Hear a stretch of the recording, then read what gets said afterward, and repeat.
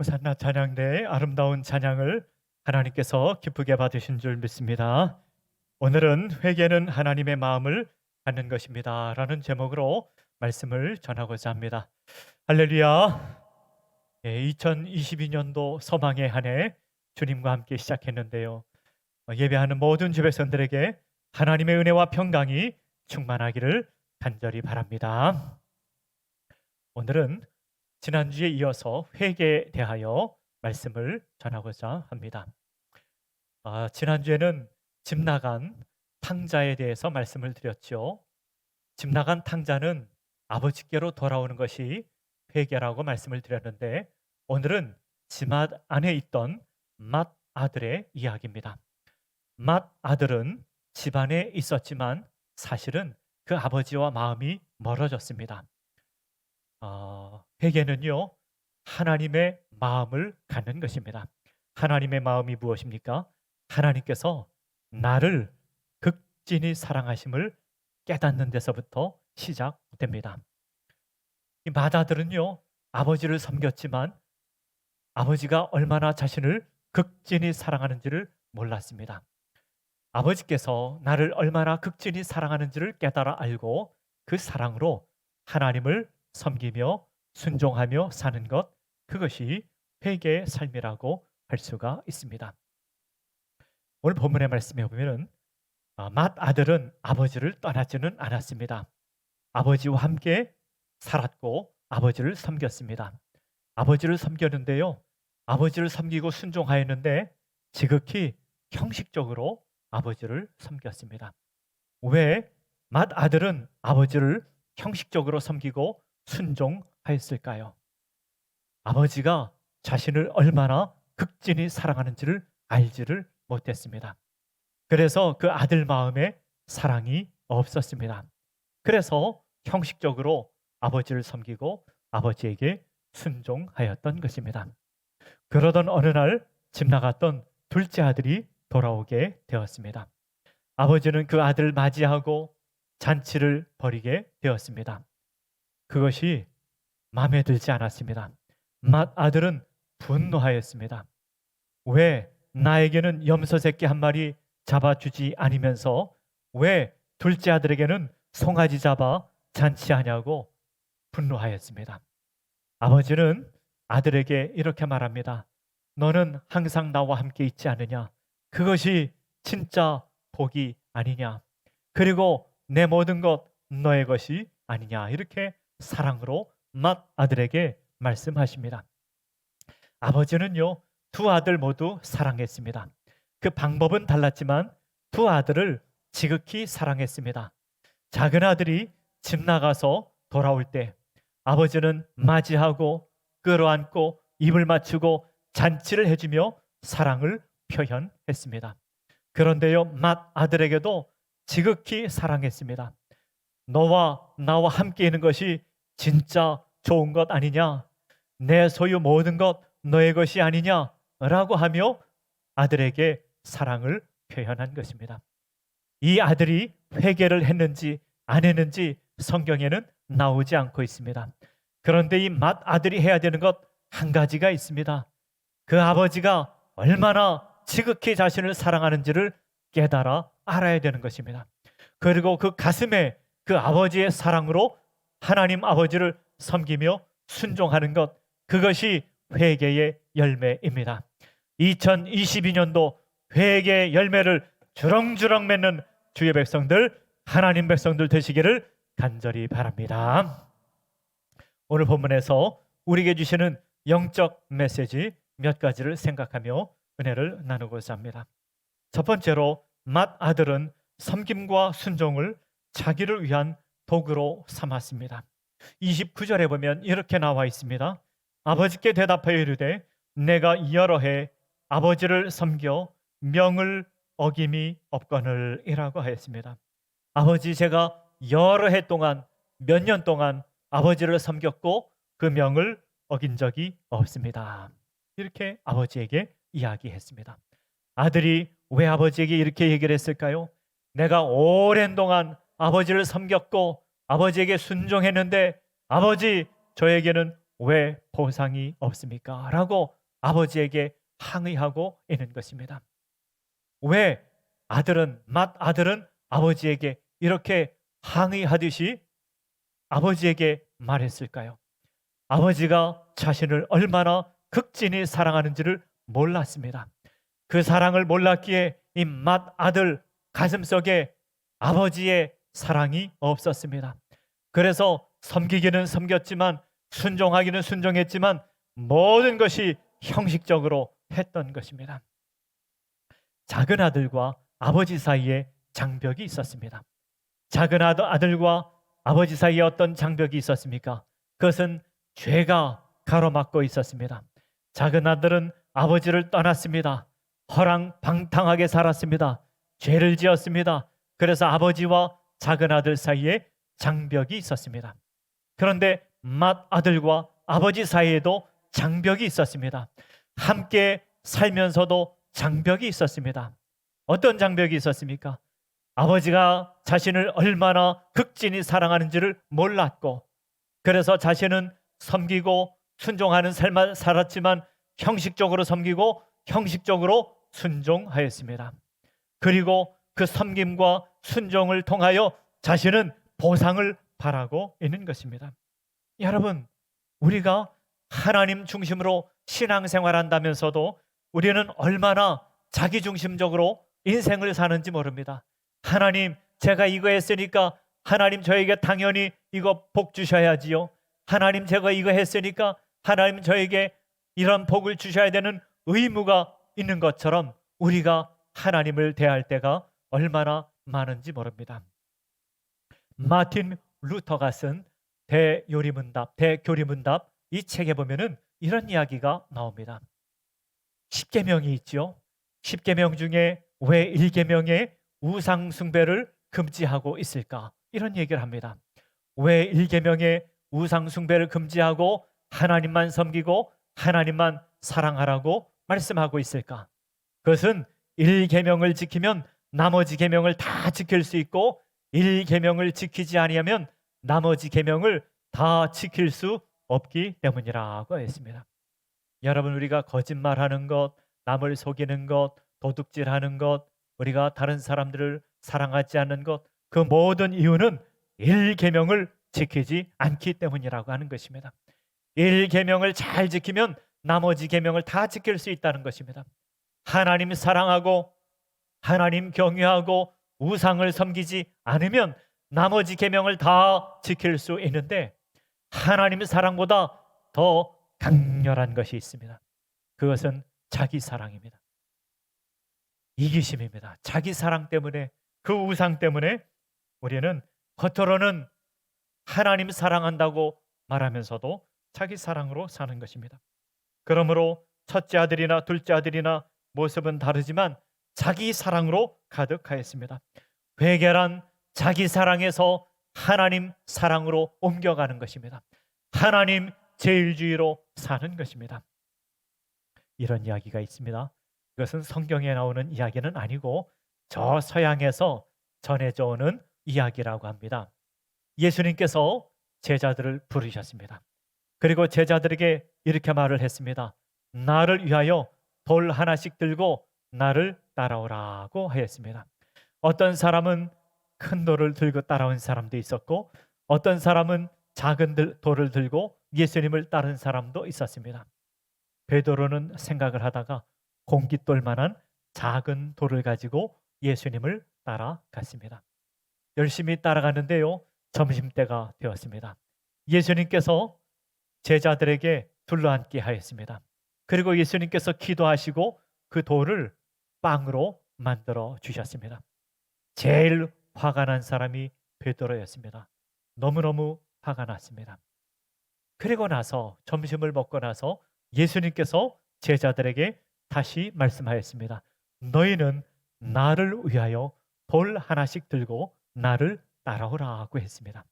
이번에는요, 베드로가 가장 크고 무거운 돌을 들고 예수님을 따라갔습니다. 빨리 저녁 때가 됐으면 좋겠다 생각하고 예수님을 따라갔습니다. 저녁 때가 되었습니다. 저녁 때가 되었는데 예수님께서는 제자들을 강가로 데리고 가서 그곳에 가서 돌을 다 내버리라고 했습니다. 베드로는 할 말이 없었습니다. 여러분, 우리가 베드로처럼 살고 있지 않습니까? 그때 예수님께서 베드로에게 이렇게 말씀하셨습니다. 내가 너에게 뭐라고 말했느냐? 나를 위하여 돌을 하나 들고 따라오라고 그러지 않았느냐? 여러분, 성경에 보면은요, 반복해서 말씀하십니다. 하나님을 사랑하라. 하나님을 사랑하라. 하나님을 경외하라. 하나님을 경외하라. 반복해서 말씀하고 있는데 우리는 그 말씀을 보면서 그 말씀을 들으면서 어떻게 되는가 하면은요, 나를 사랑하라. 나를 사랑하라. 그렇게 듣는 병이 생겼어요. 여러분, 우리가 그렇게 살아가고 있지 않습니까? 하나님은 하나님을 사랑하라. 하나님 제일주의로 사랑하라. 하나님을 경외하라. 하나님을 높이라. 그러는데 우리는 나를 사랑하라. 나를 사랑하라. 그렇게 듣는 그런 병이 생긴 것 아닙니까? 회개는 무엇입니까? 자기 중심에서 하나님 중심으로, 나 사랑에서 하나님 사랑으로 옮겨가는 것입니다. 회개의 열매는 하나님 중심으로 사는 것입니다. 2022년도 이런 회개의 열매를 주렁주렁 맺는 주의 백성들, 하나님 백성들 되시기를 간절히 바랍니다. 두 번째로는요, 맏아들의 분노는 이기심 때문이었습니다. 28절에 보면 이렇게 나와 있습니다. 그가 노하여 들어가고자 하지 아니하거늘 아버지가 나와서 권한대라고 했습니다. 작은 아들이 아버지 집으로 돌아오게 되었습니다. 아버지는 나가서 끌어안고 입을 맞추고 환영하고 잔치를 벌이게 되었습니다. 그런데 맏아들이 화가 났습니다.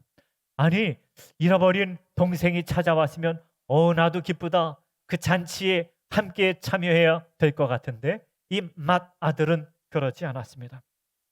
이 맏아들은 심히 이기심 때문에 분노하게 되었던 것입니다. 내가 아버지를 섬겼는데, 여러 해 동안 아버지를 섬겼는데, 여러 해 동안 아버지 순종했는데 나는 뭐냐?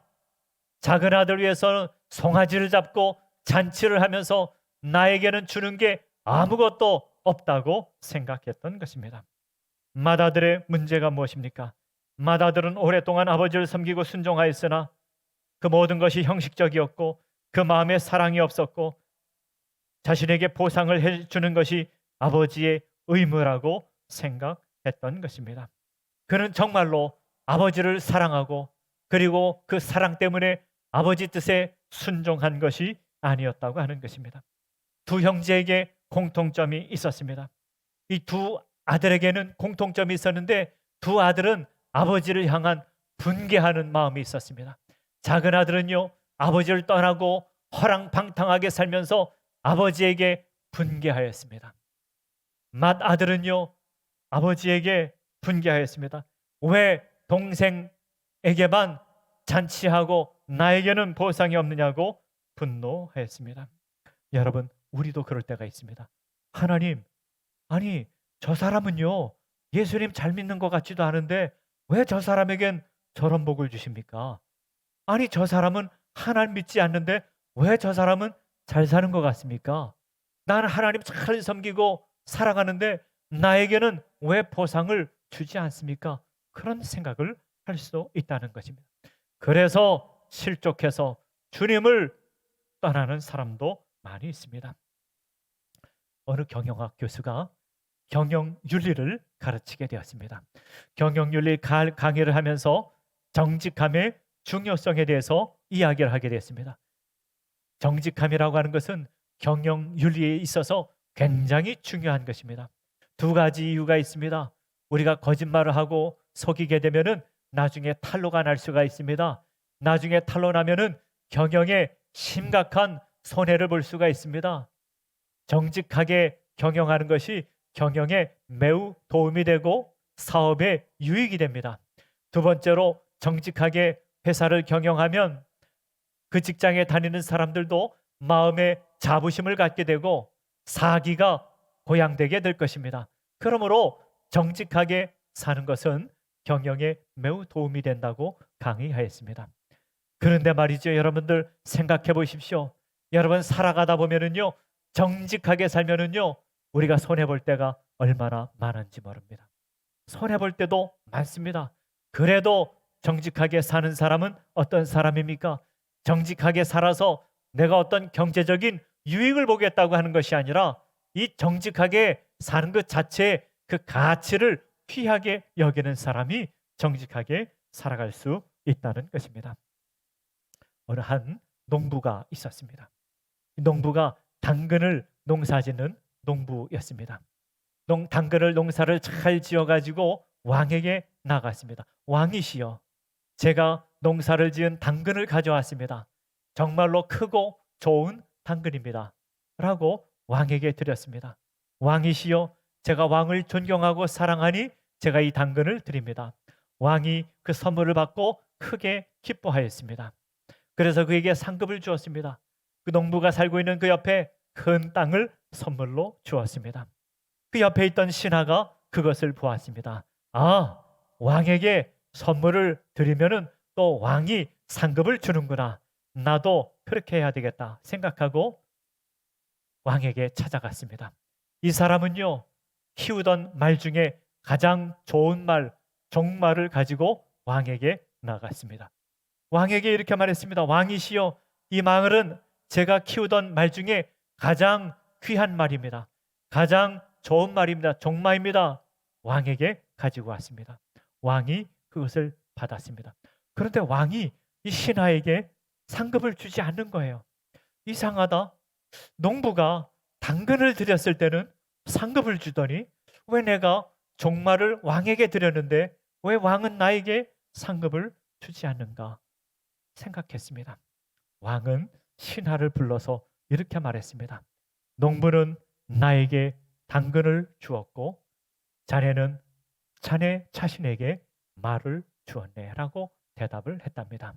왕은요, 알고 있었습니다. 이 사람이 순수하게 왕을 사랑하고 존경해서 선물을 준 것이 아니라 어떤 보상을 바라고 주었다는 것을 알았다고 하는 것입니다. 여러분, 큰아들이 아버지를 섬겼습니다. 아버지에게 순종하였습니다. 그러나 그는 사랑을 잃어버리고 형식적으로 섬기고 순종했던 것입니다.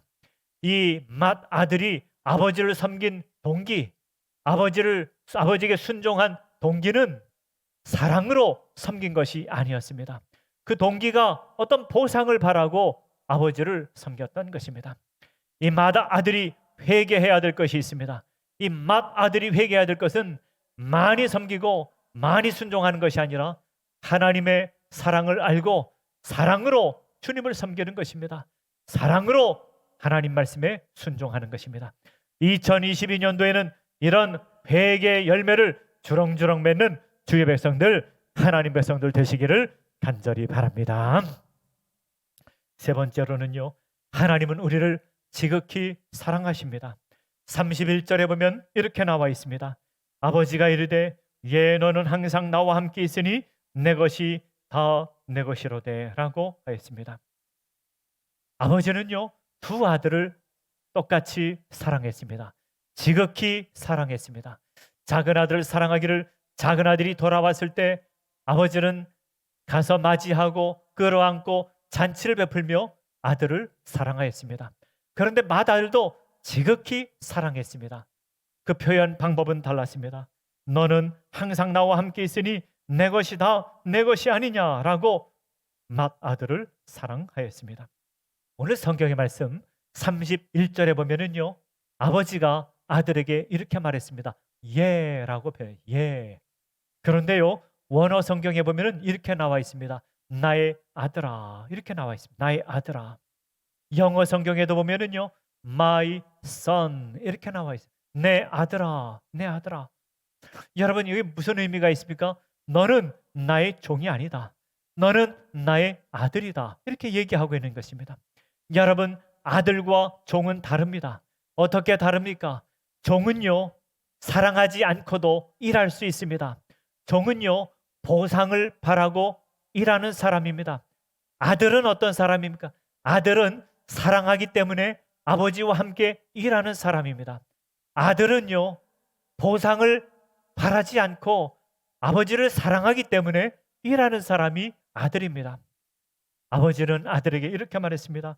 너는 항상 나와 함께 있으니 이것이 좋은 게 아니냐, 이것이 최고의 복이 아니냐 라고 말씀하였습니다.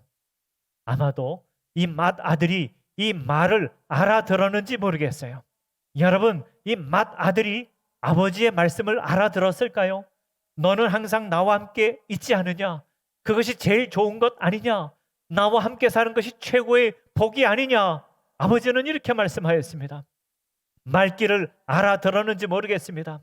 여러분, 이 아들은요, 아버지를 위해서 일만 한 것이 아닙니다. 아버지와 함께 음식도 먹고, 아버지와 함께 잠도 자고, 아버지와 함께 집에서 살고, 아버지와 함께 대화도 하고, 아버지와 함께 수고하고 일도 하였습니다. 아버지와 함께 수고하고 일하는 것은 힘든 일이었지만, 그러나 아버지와 함께 있는 것이 최고의 복이라고 하는 것을 이 아들은 깨달았는지 모르겠습니다. 아버지와 함께 있는 것, 그것은 아버지의 사랑을 깨달아 알고, 아버지의 지극한 사랑을 깨달아 알고, 사랑으로 아버지를 섬기고 사랑으로 아버지의 말씀에 순종하는 것입니다. 또 아버지가 아들에게 이렇게 말했습니다. 내 것이 다 내 것이 아니냐, 이렇게 말씀하였습니다. 이 말씀도 맏아들이 알아들었는지 모르겠습니다. 사실은요, 누가복음 15장 12절의 말씀에 보면 이런 말씀이 나옵니다. 누가복음 15장 12절의 말씀에 보면 이렇게 나옵니다. 그 둘째가 아버지에게 말하되 아버지여, 재산 중에서 내게 돌아올 분깃을 내게 주소서 하는지라. 아버지는 그 살림을 각각 나눠 주었더니 라고 하였습니다. 이 작은 아들이요, 아버지에게 재산을 요구했을 때 아버지는 작은 아들에게만 재산을 준 것이 아니었습니다. 큰 아들에게도 재산을 주었습니다. 그래서 그 살림을 각각 나눠 주었다고 말씀하고 있는 것입니다. 아버지는요, 작은 아들에게만 재산을 준 것이 아니라 이 큰 아들에게도 재산을 나눠 주었습니다. 그럼에도 불구하고 아버지께서는 아들에게 이렇게 말씀하고 있는 것입니다. 내 것이 다 내 것이 아니냐라고 말씀하고 있는 것입니다. 아버지가 큰 아들에게 기대하는 것이 있습니다. 큰 아들에게 기대하는 것은 나의 유업을 너가 다 받게 될 것이라, 나의 유업을 너가 다 받게 될 것을 기대하고 있는 것입니다. 여러분, 어떤 사람이 두 아들이 있었대요. 두 아들이 있었는데 한 아들은 공부를 잘해서 시험만 보면은 100점 맞고 90점 맞고 그런 아들이 있었습니다. 또 아들이 있었는데요, 맨날 빵점만 맞는 아들이 있었습니다. 근데 빵점 맞는 아들이 어느 날 시험을 봤는데 60점 맞았어요. 60점 맞으면은요, 부모가 손뼉을 치고 잘했다고 칭찬해주고 잔치를 할 것입니다. 그런데요, 90점, 100점 맞던 아들이 90점 맞으면은 아빠가 좋게는 좋지만 잔치까지는 하지는 않을 것 같습니다. 그러나 마음으로는 아버지는 굉장히 기쁩니다. 기대하는 것이 다르기 때문에 그렇습니다. 하나님이 우리에게 기대하는 것은 저 허랑방탕하고 세상에 나가서 죄짓고 돌아오는 것을 기대하는 것이 아니라 하나님의 유업을 받을 자로서 삶을 사는 것을 기대하는 것입니다. 우리는 하나님의 나라, 영원한 하나님의 나라를 유업으로 받을 사람들입니다. 그리고 이 땅에서도 하나님 나라 백성답게, 하나님의 자녀답게 살기를 원하십니다. 그러기 위해서 우리가 해야 될 것 한 가지 있습니다. 가장 중요한 것이 있습니다. 하나님께서 나를 얼마나 지극히 사랑하는지를 알아야 됩니다. 성경 전체를 통하여 하나님께서는 우리를 얼마나 지극히 사랑하시는지를 말씀하고 있습니다. 특별히 독생자 예수 그리스도를 통하여 하나님께서는 우리를 얼마나 지극히 사랑하신지를 말씀하고 있습니다. 내가 너희를 사랑하는데 독생자 예수 그리스도의 생명을 내어주기까지 너희를 사랑한다. 그것을 알고 있느냐? 너희들 가슴속에 그 사랑이 있느냐? 그 사랑으로 주님을 섬기고 그 사랑으로 말씀을 쫓아가고 있는가? 우리에게 묻고 있는 것입니다. 우리는 형식적으로 주님을 섬기고 있지 않습니까? 형식적으로 주님을 따라간다고 하고 있지 않습니까? 주님의 사랑을 회복할 때 우리는 기쁨으로 주님을 섬기게 됩니다. 그리고 우리 마음의 분노가 사라지게 될 것입니다. 오늘 성경에 보면 이 맏아들이 회개를 했는지 안 했는지 알 수가 없습니다. 회개한다면, 회개하기 위해서라면 하늘아버지 그 사랑을 깊이 깨닫는 것이 먼저 중요합니다. 그리고 기쁨으로 주님을 섬기고 말씀을 좇아 살아가는 주의 백성들, 하나님 백성 되시기를 간절히 바랍니다. 다 함께 기도하겠습니다.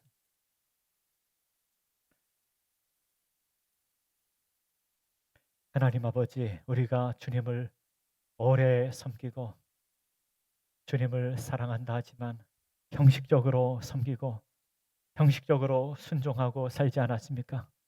우리 마음에는 하나님 나에게 왜 복을 주시지 않느냐고 분노하며 살아가고 있지 않습니까? 아버지 하나님, 하나님께서 나를 지극히 사랑하심을 알게 하시고 그의 독생자 예수 그리스도 생명을 내어주시기까지 지극히 사랑하심을 알게 하시고 그 사랑이 우리 심령 가운데 충만하사 그 사랑으로 주님 섬기게 하시고 그 사랑으로 말씀조차 살게 하시고 그 사랑으로 하나님 나라 백성으로 살아가는 2022년 한 해가 되게 하여 주시옵소서. 예수님의 이름으로 기도하옵나이다. 아멘.